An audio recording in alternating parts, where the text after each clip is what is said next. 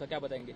नहीं, पवार साहब जो अनुभव चुन के आए जी उन्होंने यहाँ पे स्नेह भोजन का कार्यक्रम महाविकास आघाड़ी के जी एमएलए के लिए रखा था और उनका अभिनंदन भी करना था महाविकास आघाड़ी के माध्यम से जी और उनको बधाई देनी थी। 5 तारीख को उनकी वोट होने वाली है, तो वोट के पहले सबसे पवार साहब ने भी सबका आभार व्यक्त किया जी महाविकास आघाड़ी के सभी नेताओं का, शीर्षस्थ नेताओं का। जी और सबका आभार व्यक्त करने के बाद में हमने भी पवार साहब को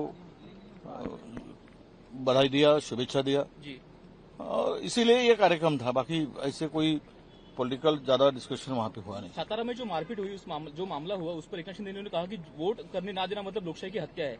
नहीं, अभी तो उनको भी पता चल गया है कि भारतीय जनता पार्टी संविधान पे विश्वास नहीं रखती, डेमोक्रेसी पे विश्वास नहीं रखती। वो एजेंडा उनका अलग है। जी और एक अभी जो बीजेपी जैसे टेररिस्ट जैसे खुद को समझने लगे, जो हम करे सो कायदा, हमारे हाथ में सत्ता की बंदूक है तो हम किसी को भी निशाना बनाकर मार सकते हैं।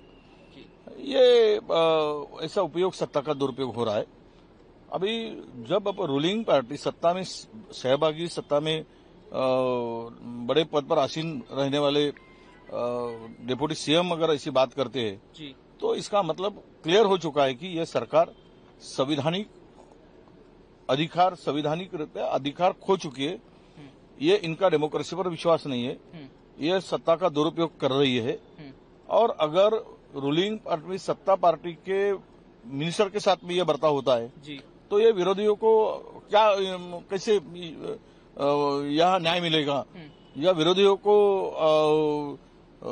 जो चुनाव है वो कैसे जीतने देंगे और ये फिर चुनाव कैसे होगा।